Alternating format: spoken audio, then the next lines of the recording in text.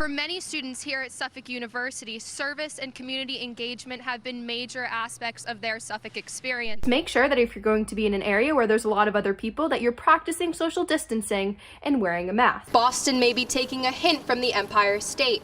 In response to New York's decision to eliminate broker fees, Mayor Marty Walsh has formed a group. Global death toll for the virus has now reached over 174,000 cases, with the U.S. accounting for over 44,000 of those. Ever had to make a phone call while behind the wheel, or maybe change your GPS or change a song? Well, under the mask hands-free law, you could end up with a pretty hefty fine if you do that now. This holiday weekend, Bostonians honored Martin Luther King Jr. with a commemoration with Massachusetts leaders. Students were not prepared to leave campus on what turned out to be the last day of classes. She may be a Kennedy, but what she really cares about is the environment. Tatiana Schlossberg may have chosen a different path from her family, but she is inspiring change nonetheless. State Representative David Nangle has been arrested for misusing campaign funds in order to afford what prosecutors call a lavish lifestyle. Amy Koczera is live in Boston with reaction from students. Amy. Good morning. The coronavirus has officially made its way to the United States, and colleges across the country are taking precautions to help prevent it from spreading.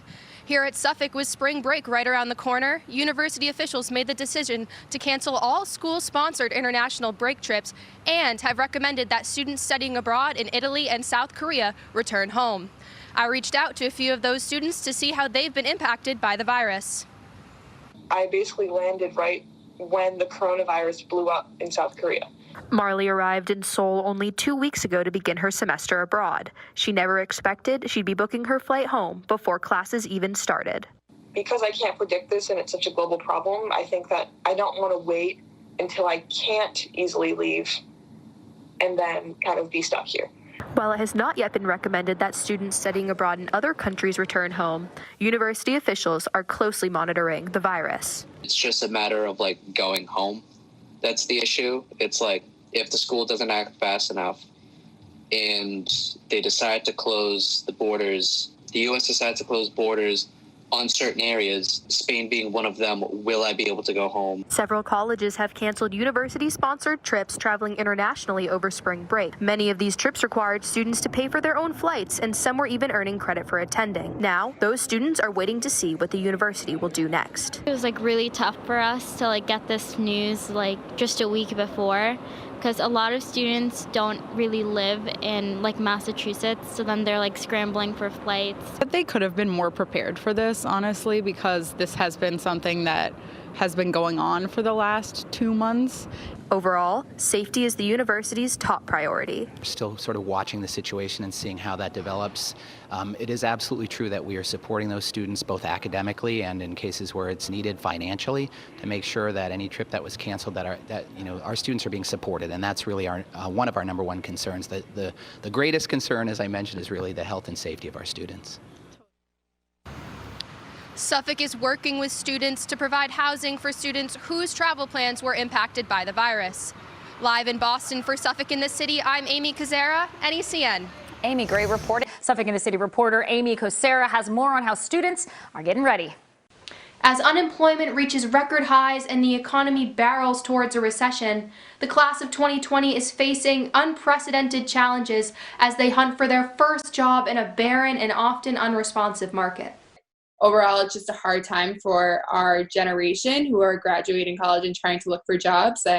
Everything's affected. On top of the canceled ceremonies, rushed goodbyes, and overwhelming sense of loss college seniors experienced after being forced off campus in March, life after graduation is looking especially troublesome. Alexia Bonnier will be attending graduate school for healthcare administration in the fall. She hopes to get a job in the field while working towards her master's in order to pay her bills. Despite job hunting for the past 3 months, she has received little word on the progress of her applications. June 1st should take off the ban from hiring anyone, because right now they put a complete freeze and hold on it just to make sure they can focus on COVID-19, patients, staff. Ben Holden is looking to break into the field of finance and has been applying to jobs since February, but has had interviews postponed and canceled. It'll take a long time to recover. And what you see from, college classes, of course, coming out of, say, the Great Recession, is that on average at least, it will have a very detrimental effect. It's still unknown how some jobs are going to change their practices as a result of the pandemic. Amy Correa fast-tracked through her master's in teaching and has been applying to jobs since February. With the landscape of education changing significantly due to remote learning, she is concerned what the future of her career may look like. My fear also with this is that I'm going to get hired or possibly be offered a job at a school, and then the school is going to have to potentially retract that offer because of budget cuts, and I could be let go shortly after I'm hired. Despite the unknowns that both job seekers and employers face, it's certain that the class of 2020 is navigating uncharted territory as they seek to begin their careers. Reporting in Dartmouth for Suffolk in the City, I'm Amy Koczera, NECN.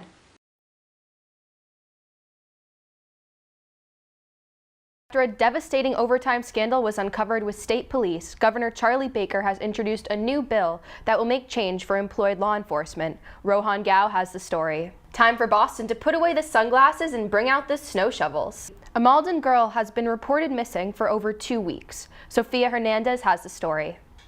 Thank you for tuning in to SU News. I'm Daria Silva. And I'm Amy Koczera. Have a great day.